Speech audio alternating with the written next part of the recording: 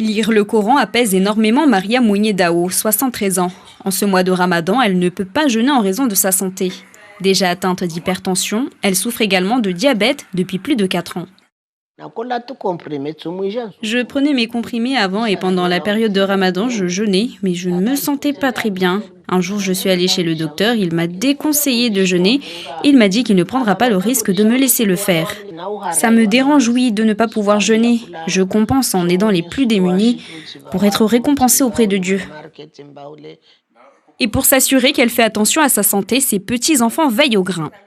Dans la journée, avant de rentrer à la maison, je passe la voir. Si elle a bien mangé, si elle a pris ses médicaments correctement. Elle sait qu'elle est consciente qu'elle ne peut pas jeûner et tout. Après, elle sait que c'est pour sa santé qu'elle le fait. Même sans pathologie, le jeûne pour les personnes âgées n'est pas sans risque. Lorsque le sucre est en dessous de 0,80 g. Et c'est ça qu'on craint le plus chez les personnes âgées. C'est l'hypoglycémie. Parce que l'hypoglycémie peut entraîner chez les personnes âgées des chutes. Et quand on chute chez une personne âgée, c'est souvent des fractures. Des fractures de hanche, de fémur, du col du fémur, souvent.